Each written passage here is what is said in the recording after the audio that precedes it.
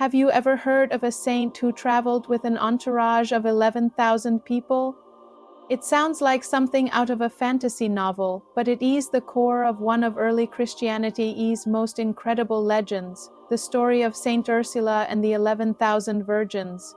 This tale is a roller coaster of faith, royalty, and sacrifice. So, what really happened? The legend goes that Ursula was a Christian princess from Britain, renowned for her beauty and wisdom. A pagan king from a powerful nearby kingdom wanted her to marry his son, Aetherius. Ursula, who had taken a vow of chastity, was in a tough spot to buy time. She came up with a seemingly impossible request. She agreed to the marriage, but only on 3 conditions. First, the prince must convert to Christianity. Second, she needed 3 years to make a pilgrimage to Rome. And third, she needed 10 noble companions, and each of them, plus Ursula herself, would be accompanied by 1,000 virgins. That's 11,000 virgins in total.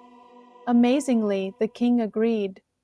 11 ships were prepared, and this massive group of women set sail across the sea.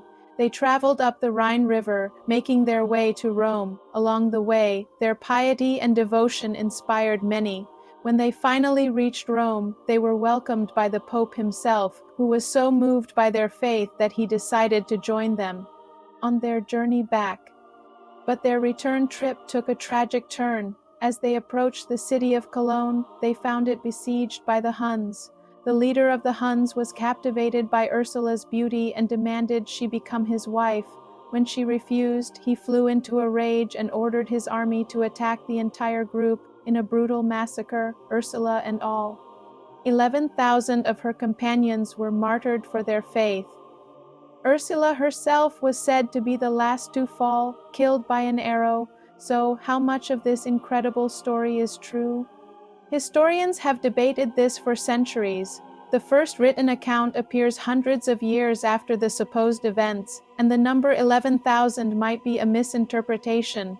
An early inscription in Cologne mentions a group of virgins, but the number is unclear. One theory suggests the Latin abbreviation CMV was misread. It could have meant 11 martyred virgins, not 11,000 virgins. Thanks for watching.